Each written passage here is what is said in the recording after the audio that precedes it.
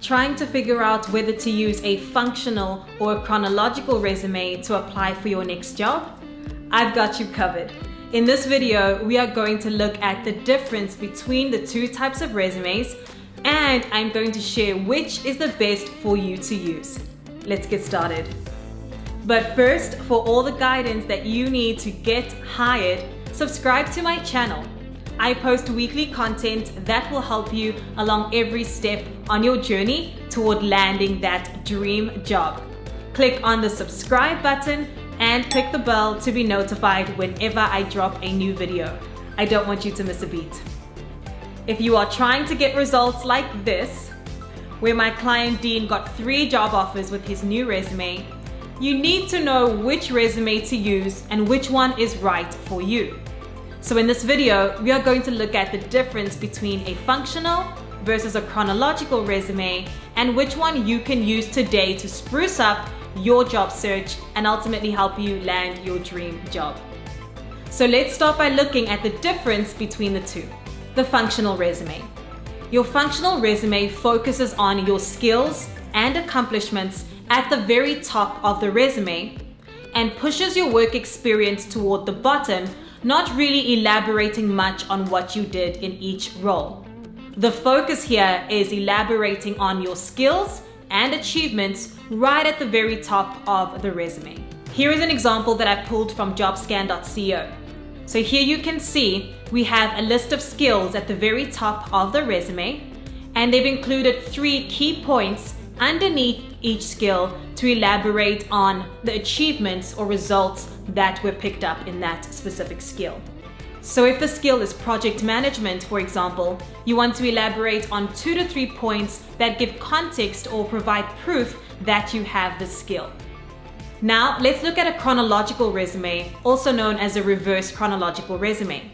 This is a more popular type of resume format where we focus on the work experience first and elaborate by giving different bullet points underneath each work experience where we highlight your job responsibilities, your achievements and results. And this gives context to each of your responsibilities because they are listed underneath each of the different work experiences.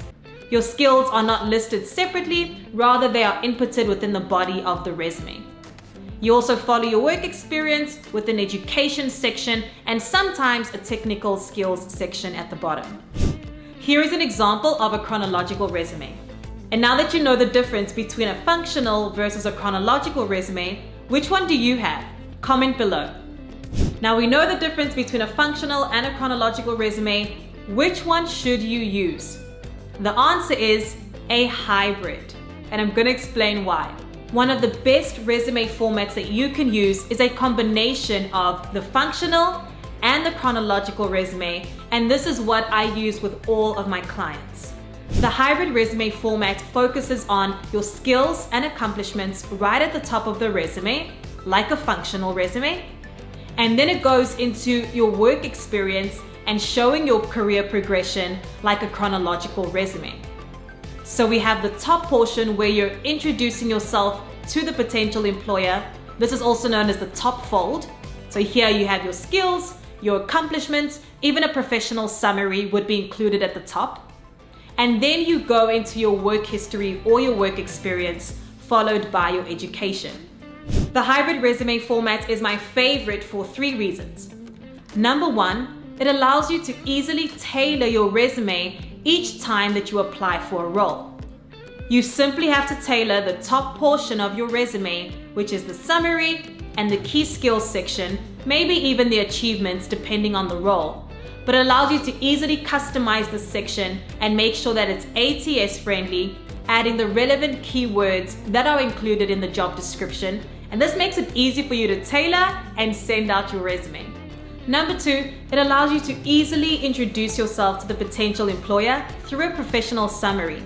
Remember, it takes an average employer 6 seconds to look at your resume, and you want to provide the most tangible, relevant information at the top of your resume. And number 3, it allows the recruiter or the employer to see your career story and your career progression without ambiguity. With a functional resume, just listing each of your work experiences without providing context or information behind it can lead to some questions, right, or uncertainties. And through the hybrid resume, it allows you to elaborate on each of your work experiences, which puts everything in context. So the short answer is utilize the hybrid resume format to not only introduce yourself to the potential employer and show them that you are the ideal candidate for the role, but to avoid any ambiguity that may arise from a functional type of resume. Having a great resume is just one part of the larger puzzle of you landing your dream job. I want to help you take the necessary steps and gain all the knowledge that you need to ultimately land your dream role. So I want you to download my free guide, the Standout Candidate Toolkit. In this guide, I detail, mind you, it's 15 pages. I detail step-by-step strategies, tips, and resources that you can use to stand out among the masses of job seekers, get noticed, and get hired. A link to the download is in the description of this video. If you found this helpful, please give it a like.